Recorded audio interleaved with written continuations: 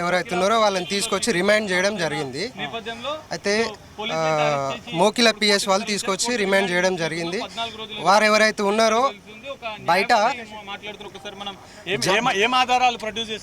ఆధారాలు అంటూ కోర్టులో ఏం చేసిరు అన్నది తెలీదు.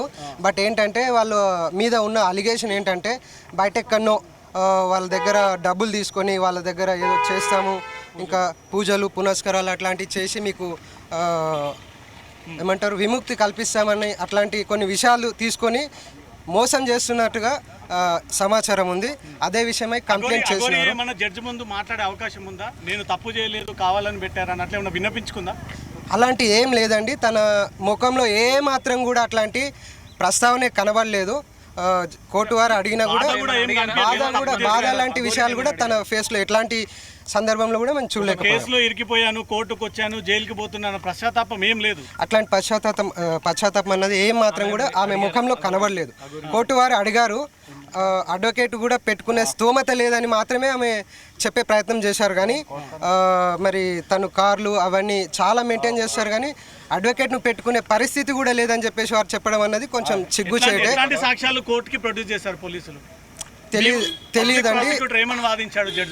ఇప్పటికిప్పుడు వాదనలు అంటూ ఏమి జరగవండి. కేవలం ఇది తనని కస్టడీలోకి తీసుకోవడం మాత్రమే. రిమాండ్ చేశారు, తను కస్టడీలో ఉంది. కస్టడీలో ఉండి 1 వీక్ చేశారండి. 1 వీక్ తర్వాత వారికి కస్టడీలో వాళ్ళను ఎంక్వైరీ చేసిన తర్వాత ఏంటన్నది సాక్ష్యాధారాలు మొత్తం పోలీసు వాళ్ళు మీకు విన్నవిస్తారు. పోలీసులు కస్టడీ కావాలని కోరారా? మళ్ళీ కస్టడీ ఆల్రెడీ విధించింది కోర్టు. ఫర్దర్గా కావాలంటే కోర్టు వారు అడుగుతారు. కోర్టు వారిని అడుగుతారు. 7 days ఇచ్చారు. 7 days రిమాండ్ ఇచ్చారు. మళ్ళీ కస్టడీకి తీసుకునే ఛాన్స్ ఉంది. ఖచ్చితంగా అది పోలీస్ వాళ్ళ మీద ఆధారపడి ఉంటుంది. పోలీస్ వాళ్ళు ఫర్దర్గా ఇంకా వాళ్ళకి ఇన్వెస్టిగేషన్ అవసరం ఉంది అనుకుంటే అడుగుతారు.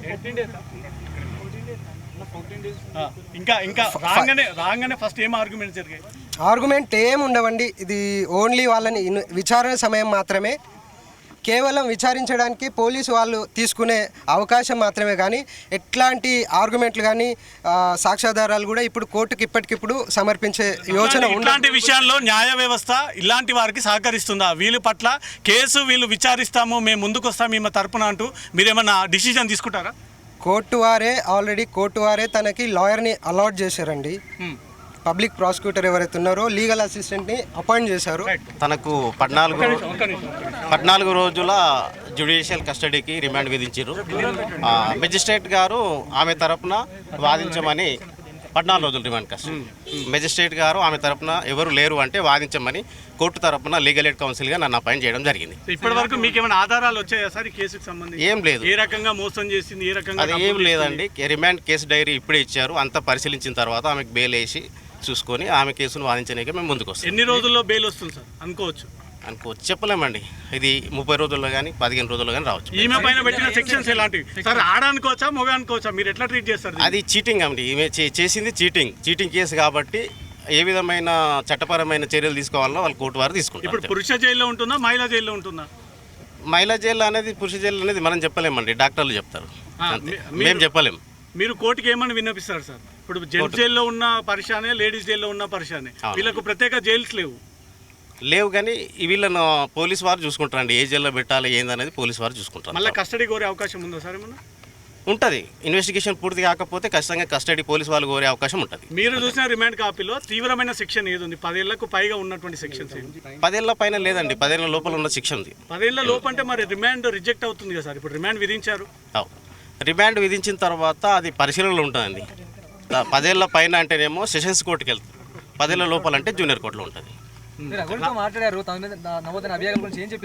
ఆమె గురించి ఆమె నాకు ఏం చెప్పలేదండి. కేసు పేపర్లు మాత్రమే ఇచ్చింది. నాకు సంబంధించిన బెయిల్ చూసుకోండి అని చెప్పింది. కేసు వాదించే స్తోమత తన దగ్గర లేదనే విషయాన్ని కోర్టులో ఏమైనా చెప్పింది? కోర్టులో చెప్పింది. జడ్జి గారికి చెప్తేనే జడ్జి గారు నన్ను అపాయింట్ చేసిండు. నేను ఇక్కడ లీగల్ ఎయిడ్ కౌన్సిల్ ఎవరికి అడ్వకేట్ పెట్టుకునే స్తోమత లేకపోతే నన్ను కోర్టు అపాయింట్ చేసే అధికారం ఉంటుంది. నెక్స్ట్ ఫర్దర్ ఎట్లా ప్రొసీడ్ అవుతారు? ఈ కేసు ఎట్లా ఫర్దర్ గా ప్రొసీడ్ అవుతారు? ఎప్పుడు మీరు బెయిల్ అయిపోతా ఉన్నారు?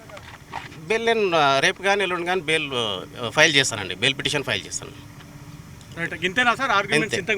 ఇంతకుమించి ఏం జరగలేదు. ఈ రోజు కేవలం రిమాండ్ మాత్రమే. ఆమెకు 14 రోజుల రిమాండ్ కస్టడీ విధించింది కోర్టు, అంతే.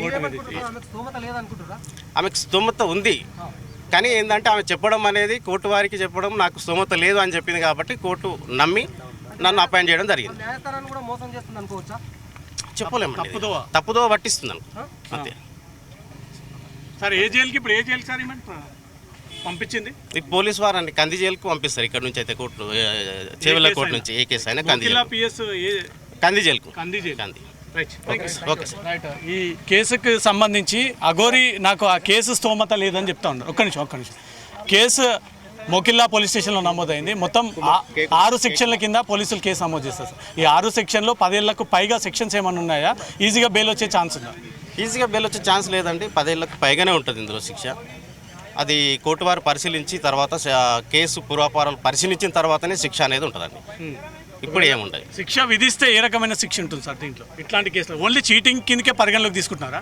కానీ దాంట్లో పోలీసులు మెన్షన్ చేసిన ఎఫ్ఐఆర్లో కత్తి చూపించింది, గన్ను చూపించింది, నన్ను బంధించింది, లోపల నన్ను బలవంతంగా 5 లక్షలు నా అకౌంట్లోకి వేసుకుంది అనేది కొన్ని స్ట్రాంగ్ గ్రౌండ్స్ ఉన్నటువంటి సెక్షన్స్ పెట్టారు.